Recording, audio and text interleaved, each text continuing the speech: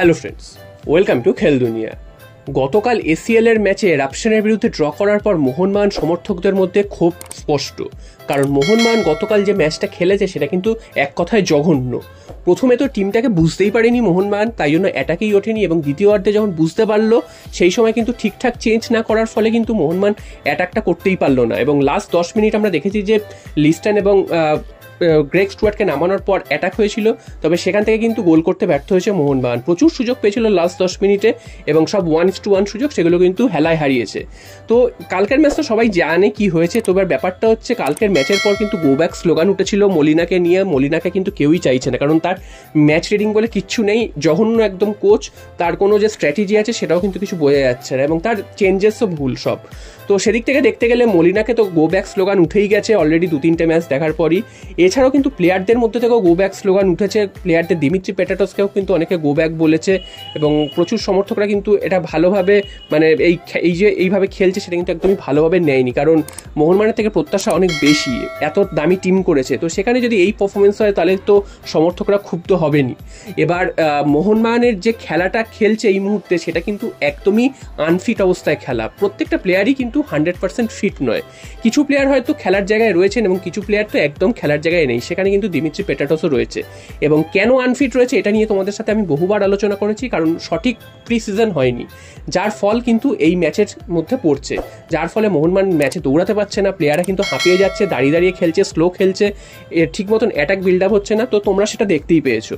তো এর কারণটাই হচ্ছে প্রি সিজন ঠিক মতন না করা। এবং আমরা দেখেছি যে দিমিত্রি পেটাটোস যেদিন এলেন তার 2 দিন পরেই তিনি মাঠে নেমে গেলেন। তো এইভাবে তো কোনো খেলা হয় না, বা কোনো প্লেয়ার ঠিকভাবে খেলতেই পারবে না, এবং সেটাই কিন্তু এখন আমরা দেখতে পাচ্ছি যে দিমিত্রি পেটাটোস একদমই আনফিট।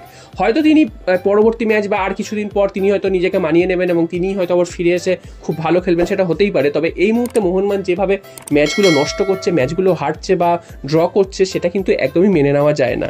এবং দিমিত্রি পেটাটোসকে কালকের গো ব্যাক স্লোগান জানানো হয়েছে। এছাড়াও জেসন কামিন্স, তিনি তো খুবই খারাপ খেলেছেন কালকের, তিনি সহজ সুযোগ নষ্ট করেছেন, এছাড়া তার তো নিজস্ব কোনো ভূমিকাই ছিল না।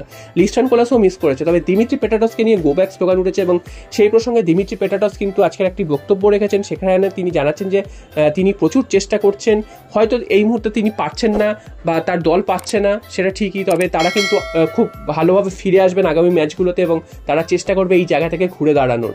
তো এই বার্তাটা কিন্তু মোহনবাগান সমর্থকদের দিয়েছে, কারণ মোহনবাগান সমর্থকদের নয়নের মণি ছিল লাস্ট মরশুমেও।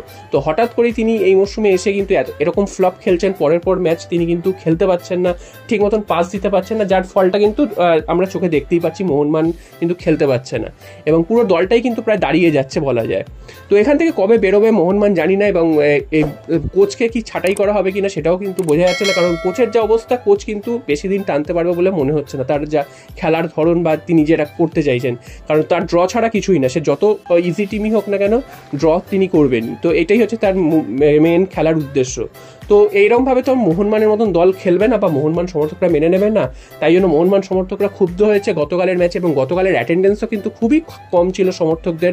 একে তো টিকিটের অসুবিধা, টিকিট ঠিক মতন পাওয়া যায় না, সেটা তো একটা রয়েছে। এছাড়াও কিন্তু বিভিন্ন কারণের জন্য কালকে অ্যাটেন্ডেন্সও অনেক কম ছিল। মোহনবাগানের রিসেন্ট পারফরমেন্সও কিন্তু তার একটা প্রভাব ফেলেছে।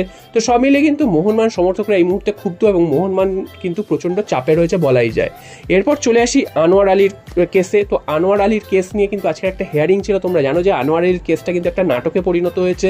প্রত্যেক কিছুদিন অন্তর অন্তর একটা করে হিয়ারিং হয় এবং একটা করে রায় আসে, আবার কিন্তু সেই রায়টা চেঞ্জ হয়ে যায়।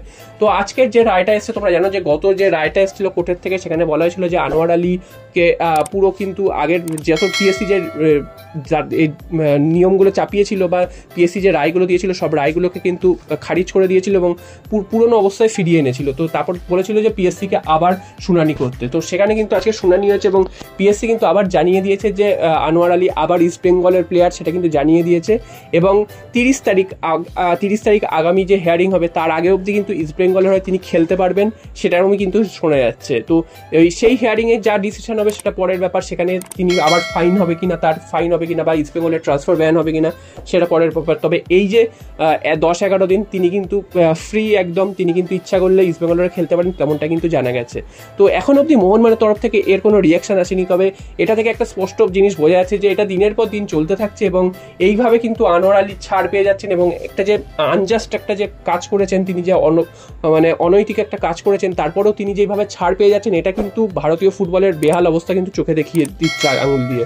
তো এরকম যদি চলতে থাকে অন্যান্য ক্লাবরাও কিন্তু এই সুযোগটা নেবে, অন্যান্য ক্লাব থেকেও প্লেয়ার যখন তখন ভাঙিয়ে নিয়ে চলে আসবে, সে চুক্তি থাক না থাক, এবং তারপর এরকম হিয়ারিংয়ের পর হিয়ারিং চলবে, সেই প্লেয়ার হয়তো খেলেও যাবে।